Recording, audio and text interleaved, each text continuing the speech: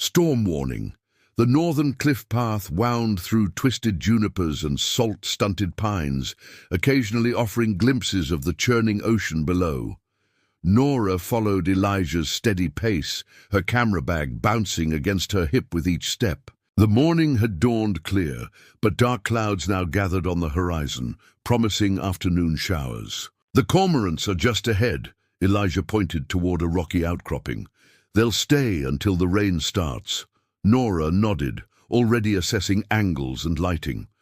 Over 3 days of unexpected companionship, she'd grown accustomed to Elijah's knowledge of both the wildlife and the rhythms of this rugged coastline. What had begun as professional courtesy had evolved into something that, in another life, she might have called friendship.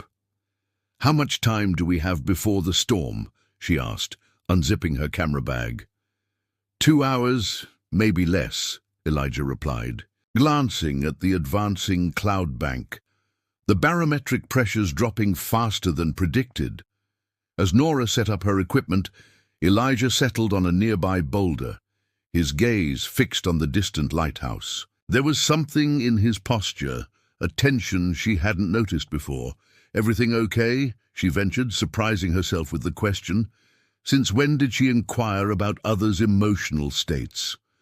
Elijah hesitated before answering. "This weather reminds me of the night we lost the Meridian Queen." "A shipwreck?" Nora adjusted her lens, trying to sound casual despite her interest. "A medical transport vessel 5 years ago." His voice grew distant. "I was senior Coast Guard officer for this district then. We received their distress call during a Category 3 storm, but by the time we reached their coordinates, he trailed off, the memory clearly still painful. Something cold settled in Nora's stomach. "The Meridian Queen," she repeated, the name triggering a terrible recognition. "That was the vessel that was supposed to transport a patient from Wellington Island to the mainland hospital." Elijah's eyes snapped to hers, suddenly alert. "Yes. How did you know that?" The camera forgotten in her hands, Nora stared at him. "The patient was my sister Miranda. She needed emergency surgery after a diving accident. The local clinic couldn't handle her injuries." The blood drained from Elijah's face. "Your sister was the patient who died waiting for transport." "That never came," Nora finished, her voice hardening. The transport that Nautilus Maritime denied clearance to depart, citing unsafe conditions, when 3 other vessels managed to navigate the same waters that night. Understanding dawned in Elijah's eyes. "You think Nautilus was responsible?" "No, they were," Nora said, her hands trembling slightly as she packed her camera away. "Their CEO decided my sister's life wasn't worth the risk to their precious vessel. The same CEO who denied my family's wrongful death claim with some garbage about acts of God and unavoidable circumstances." Elijah stood, taking a step toward her. "Nora, there's something you should—" "Don't," she cut him off, slinging her bag over her shoulder. The connection she'd felt with him moments ago now felt like a cruel joke. "I need to get back to town." "The storm's approaching faster than expected," Elijah warned, glancing at the darkening sky. "We should head to the lighthouse. It's closer." "I'll take my chances," Nora replied coldly, already turning toward the path. Elijah caught her arm gently. "Please, listen to me. I was there that night. I wasn't just the Coast Guard officer. I was married to Cassandra Mercer, the CEO of Nautilus Maritime." The revelation hit Nora like a physical blow. She jerked away from his touch. "Your wife was the one who denied the transport?" Thunder rumbled in the distance as Elijah nodded, pain etched in the lines around his eyes. "She made the final call based on meteorological data I provided. I told her the conditions were borderline impassable." "But other ships made it through," Nora insisted, rain beginning to spatter around them. "By sheer luck," Elijah countered, 2 nearly capsized. "We lost radio contact with one for 7 hours. The wind picked up, whipping Nora's hair across her and face, So you're saying my sister's death was justified? I'm saying it was a tragedy born of impossible choices. Elijah's voice rose to be heard over the strengthening gale. A tragedy that took more than just your sister's life. Nora stared at him, realization dawning through her anger. Your wife? Lightning split the sky, followed by a deafening crack of thunder. The deluge began in earnest, instantly soaking them both. She couldn't live with the guilt, Elijah shouted over the storm. 6 months after your sister's death, after the inquiry, cleared Nautilus of wrongdoing, Cassandra walked into the ocean during a midnight patrol. I found her body on the eastern shore the next morning. Nora stood frozen, rain streaming down her face, unable to reconcile this revelation with the neat package of blame she'd carried for 2 years. The villain in her story of grief had her own tragic ending, and the man who'd shown her nothing but kindness these past days had suffered losses as profound as her own. We need to get to shelter now, Elijah urged, as the wind threatened to knock them both off their feet. The lighthouse is our only option. With nowhere else to go and the path back to town already flooding, Nora gave a terse nod and followed him into the heart of the storm, their shared past thundering around them as loudly as the tempest itself. Weathering the gale, the lighthouse door slammed shut behind them with the force of the gale, plunging them into relative silence broken only by their ragged breathing and water dripping from their sodden clothes. Elijah moved methodically through the circular room, lighting the old kerosene lamps that served as backup to the electric system. The warm glow pushed against the storm's preternatural darkness, creating an island of light amid chaos. The power will likely go soon, he said, his voice carefully neutral. I need to check the beacon. Nora stood dripping on the stone floor, conflict raging within her to match the storm outside. She wanted to scream at him, to demand more explanations, to make him feel even a fraction of the pain that had been her constant companion since Miranda's death. Yet the revelation about his wife had knocked her righteous anger off kilter. There are dry clothes in that chest, Elijah added, pointing to an oak trunk near the spiral staircase before disappearing up the steps toward the lantern room. Alone, Nora moved woodenly toward the chest, her mind replaying the bombshell Elijah had dropped on the cliff. Cassandra Mercer, the name Nora had cursed countless times, had walked into the same ocean that claimed Miranda. The symmetry was too painful to contemplate. She changed into the offered clothes, a faded flannel shirt that hung to her thighs, and woolen socks thick enough to warm her numb feet. Outside, the storm intensified, rain lashing horizontally against the windows, while the wind howled its mournful song around the lighthouse's stone walls. When Elijah returned, he had changed, as well, into similar dry clothes. His face looked drawn, older somehow in the lamplight. Main power's down, he confirmed, but the emergency generator kicked in for the beacon. We're safe here. He hesitated before adding, I understand if you don't want to talk to me. Nora wrapped her arms around herself, suddenly feeling the chill despite the dry clothes. I've spent 2 years blaming Nautilus, blaming your wife for taking Miranda from me. I've carried that anger everywhere, used it to keep people at a distance. She met his eyes across the room. And now you're telling me the person I blamed couldn't live with what happened either. Elijah moved to stoke the small wood stove in the corner. The kindling caught quickly, adding warmth to the space. Cassandra wasn't perfect, he said quietly. She was driven, sometimes to a fault. But that night, she trusted my assessment of the conditions. I was the one who said it was too dangerous. To launch, so I should blame you instead? Nora asked, but the question lacked the venom she might have intended days ago. If it helps, he replied simply, the firelight reflecting in his eyes. I've blamed myself every day since. Thunder shook the lighthouse so powerful they could feel it through the stone floor. Outside, waves crashed against the cliffs with increasing ferocity. Why did you leave the Coast Guard? Nora asked, sinking into the worn leather chair. After Cassandra's death, I couldn't face the water anymore, not as someone meant to master it. Elijah settled on a wooden stool across from her. The lighthouse was different. Here, I'm just a witness, a keeper of warnings. And what about Nautilus? The company is still operating. Cassandra's brother took over. He sold most of their vessels, focused on shipping rather than transport. Elijah's expression tightened. I walked away from my shares, didn't want anything to do with it anymore. The revelation stunned Nora. You gave up what must have been millions. What good is money when you've lost your way? He shook his head. Besides, most of it went to the families of those lost on the Meridian Queen.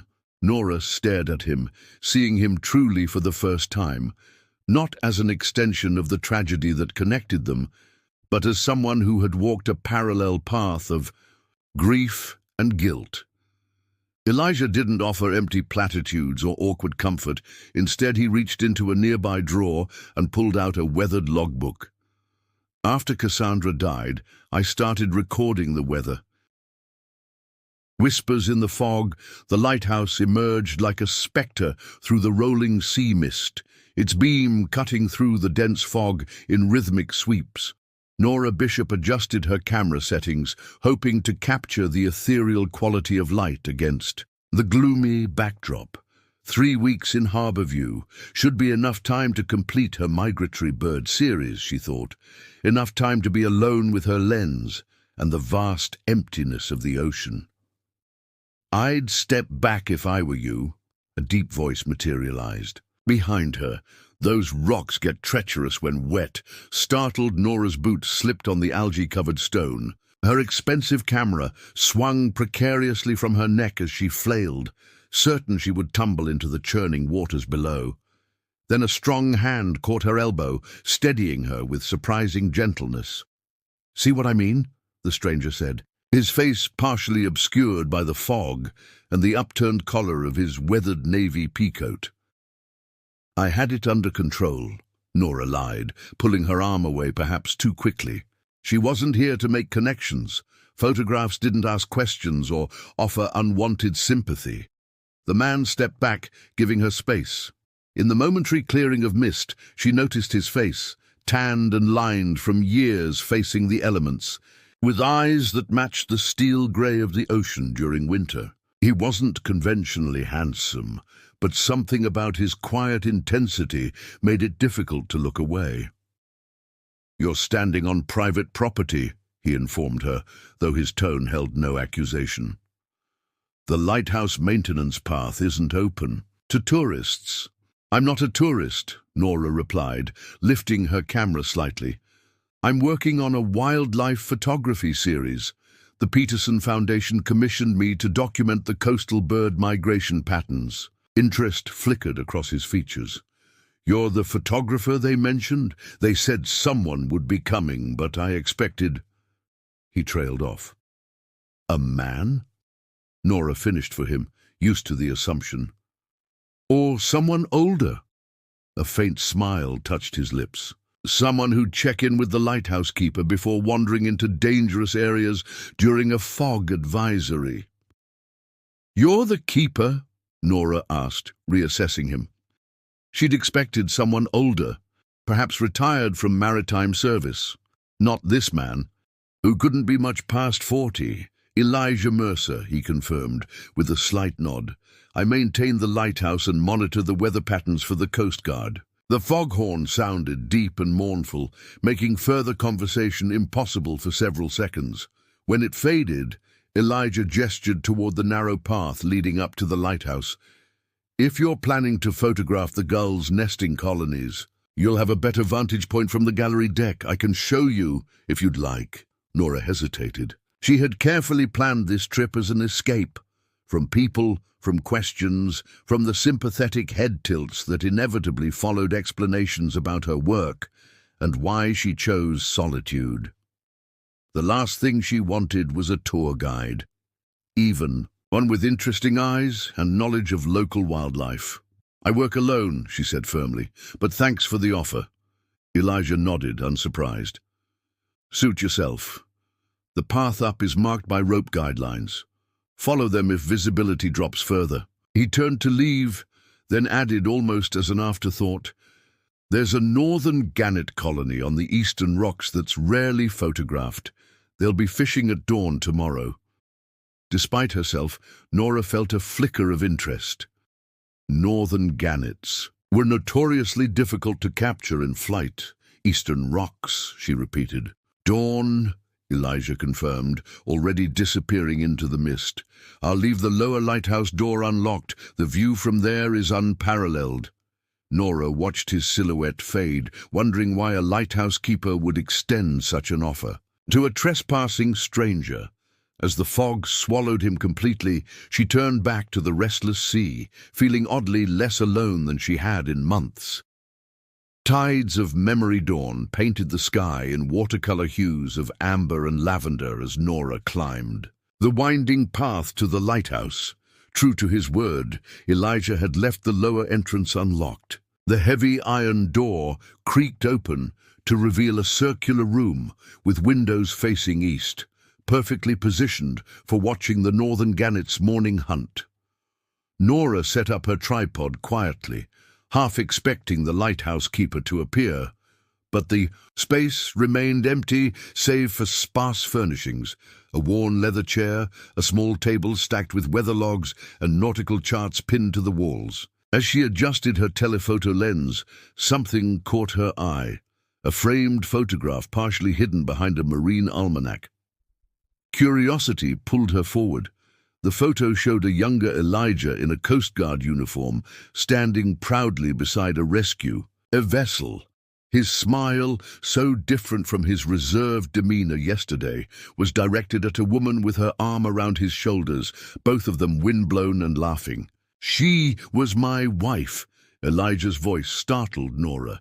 He stood in the doorway connecting to the spiral staircase, two steaming mugs in his hands. I'm sorry. I didn't mean to pry, Nora said, stepping away from the personal artifact. She had her own painful memories tucked away. Who was she to disturb someone else's? It was displayed for a reason, he said, offering her a mug. Coffee? It gets cold watching for gannets. The unexpected kindness made Nora hesitate. She'd perfected the art of keeping people at arm's length since Miranda's death. Her twin sister had been the social one. Nora was always more comfortable behind her camera, observing rather than participating. Thanks, she finally said, accepting the mug. You didn't have to do this. Consider it professional courtesy, Elijah replied. The birds should be starting their dives in about 15 minutes. They settled into a companionable silence as the sun continued its ascent. Through her viewfinder, Nora tracked the distant white shapes circling above the water. When the first gannet plummeted from nearly 100 feet, striking the ocean's surface like a living arrow, she captured the perfect sequence. Wings folded back, body streamlined, the explosive splash upon impact. Got it, she whispered, reviewing the shot. They can dive deeper than any other bird, Elijah commented, up to 70 feet below the surface. Searching for what's hidden, Nora murmured, more to herself than to him. I understand the impulse. Something in her tone must have revealed, more than she intended, because Elijah studied her with newfound interest. What are you searching for in Harborview, Nora Bishop? Most wildlife photographers chase more exotic locations. The question prodded at boundaries she'd carefully constructed. Just birds, she deflected, focusing her camera on another diving gannet. The Peterson Foundation specifically wanted coastal species for their conservation exhibit. The foundation. It funds worthy causes, Elijah acknowledged, not pushing further. They helped restore this lighthouse 3 years ago when the county threatened to decommission it. Nora lowered her camera. Is that how you became the keeper? Through the restoration project? A shadow crossed his features. No. I came here 5 years ago after... His eyes drifted to the photograph. After Cassandra died, the previous keeper was retiring and I needed somewhere quiet. The raw honesty in his admission resonated with Nora.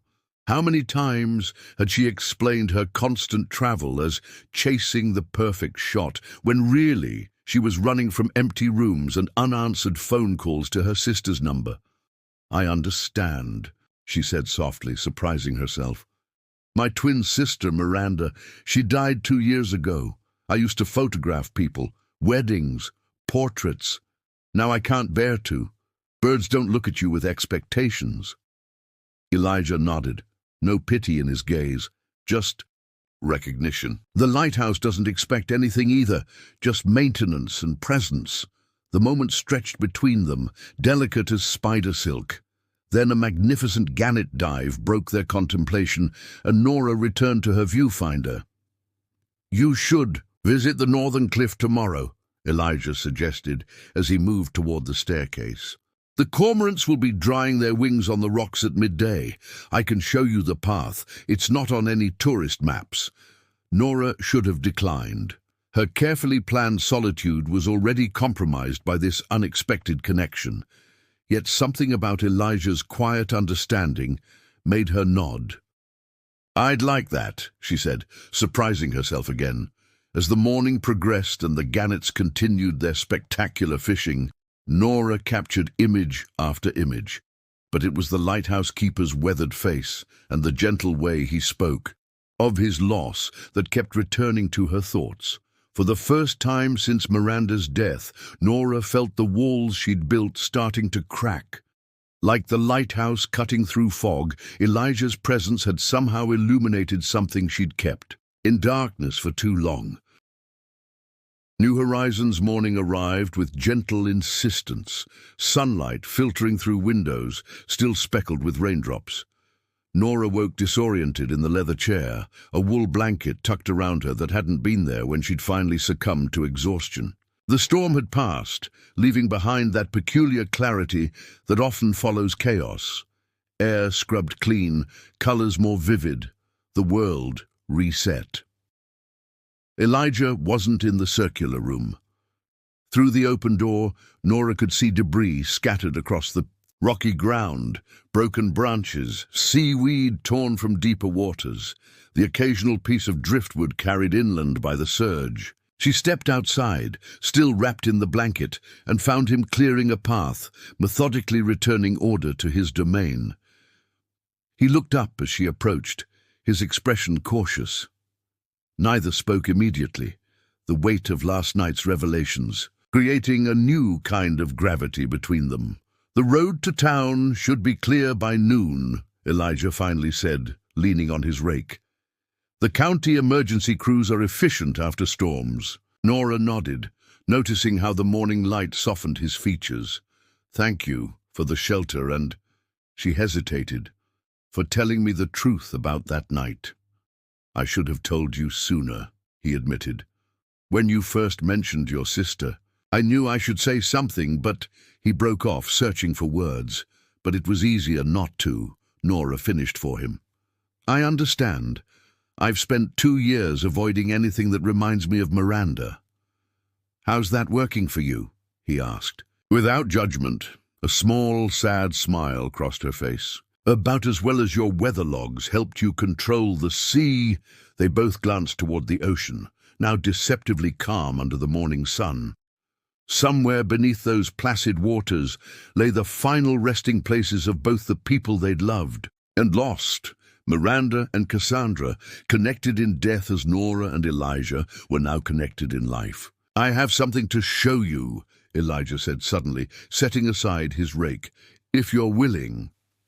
Curiosity overcame hesitation, and Nora followed him back into the lighthouse and up the spiral staircase she hadn't yet climbed. They passed the lantern room with its massive Fresnel lens, continuing upward to the gallery deck that encircled the top of the structure. The view was breathtaking. Miles of coastline stretching in both directions, the town of Harborview nestled in its protected harbor, and endless ocean reflecting the morning sky. "I come here every morning," Elijah said, "to watch the sunrise. Cassandra used to say that each new day is a blank canvas. Miranda said something similar about photography. Nora replied softly, that every frame is a fresh start. Elijah nodded toward a secluded corner of the gallery where a small brass plaque caught the sunlight. Nora moved closer to read the inscription. For those lost to the sea, may their spirits guide others safely home. Below were engraved names, dozens of them, spanning centuries. Near the bottom, Nora found Cassandra Mercer, and to her shock, Miranda Bishop. Her fingers traced her sister's name. You added her? After I learned who you were, Elijah confirmed. She belongs here too. The sea took her just as surely as if she'd been on that vessel. Tears welled in Nora's eyes, but they weren't the bitter tears of grief she'd grown accustomed to. These felt different, cleansing like the rain that had washed the world clean overnight. I've spent so long focusing my camera on distant subjects, she said, wiping her cheeks. Birds in flight, wildlife that won't notice my presence. I thought I was protecting myself from more loss, but instead, you were just keeping the world at a safe distance, Elijah finished. I did the same, hiding in this lighthouse. Nora reached for her ever-present camera bag, suddenly needing to capture this moment. The familiar weight of the camera in her hands grounded her as she lifted it to her eye. Through the viewfinder, she saw Elijah framed against the morning sky, the lighthouse behind him. No longer just the keeper of warnings, but perhaps something more. May I? She asked, indicating the camera. He nodded, and she captured the image. Not of a distant subject, but of a person standing firmly in her world. My exhibition opens in Portland next month, she said, lowering the camera. It was supposed to be just coastal birds, but I think it needs something more now. Would you mind if I included some photographs of the lighthouse? Of this place, on one condition, Elijah replied, that you come back when it's finished. The invitation hung in the salt-tinged air between them, not a promise of happily ever after. They were both too broken, too realistic for that. But perhaps something equally valuable, a beginning. I'd like that, Nora said, and meant it. Later, as they walked the cliff path toward town, Nora stopped to photograph a pair of gannets, rebuilding a nest damaged in the storm. Life continuing, adapting, finding new ways forward despite devastation. She thought about the plaque with Miranda's name, about Elijah's quiet resilience, about her own journey. Did you ever consider, she asked as they resumed walking, that maybe the lighthouse isn't just for warning sailors away from danger? Elijah glanced at her questioningly. Maybe it's also about guiding people home, she continued, about creating a light bright enough to find your way back, even in the darkest storm. He considered this, his eyes reflecting the ocean's ever-changing. I hadn't thought of it that way. I'm starting to, Nora said. As they crested the final hill, Harborview spread before them, the marina bustling with activity as boats returned to normal operations after the storm. Behind them, barely visible in daylight but steadfast nonetheless, the lighthouse beam continued its rhythmic sweep, not warning of danger now, but perhaps promising something else entirely, something that felt, after years of darkness for both of them, remarkably like hope.